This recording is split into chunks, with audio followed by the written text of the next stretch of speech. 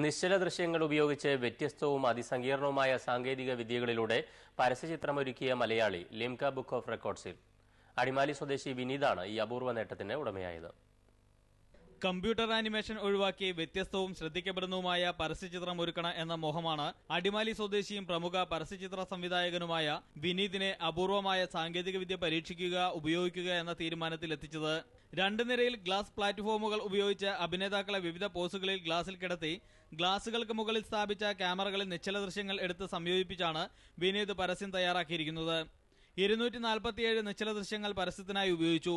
ചിത്രീകരണ സമയത്ത് പല പോസുകളിൽ അനങ്ങാതെ അഭിനേതാക്കൾ കിടക്കുകയാണെങ്കിലും പരസ്യത്തിൽ അഭിനേതാക്കൾ ഓടുന്നതും ചാടുന്നതും പറക്കുന്നതും എല്ലാം കാണാം. Stop motion dub in Laya compositing method എന്നാണ് ഇത്തരം സാങ്കേതിക വിദ്യയുടെ പേര്. 2 നിര ഗ്ലാസ് പ്ലാറ്റ്ഫോമുകൾ ഉപയോഗിക്കുന്ന ഇത് ആദ്യമാണെന്ന് വിനീത് പറഞ്ഞു.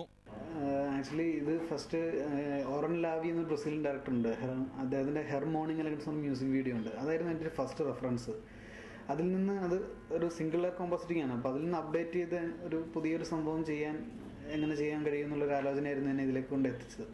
അങ്ങനെയാണ് ഇങ്ങനെ ഡബിൾ ലെയർ കോമ്പോസിറ്റിംഗ് ഒരു ആശയം വരികയും അത് ഈ കമ്പനിയുമായി ഡിസ്കസ് ചെയ്തപ്പോൾ അവർക്കത് ഇഷ്ടപ്പെടുകയും ചെയ്തു. അങ്ങനെയാണ് ഈ വർക്കിലേക്ക് വരുന്നത്. 5 മാസം നീണ്ട തയ്യാറെടുപ്പുകൾ പരസ്യത്തിന് വേണ്ടി വന്നതായി വിനീത് പറഞ്ഞു.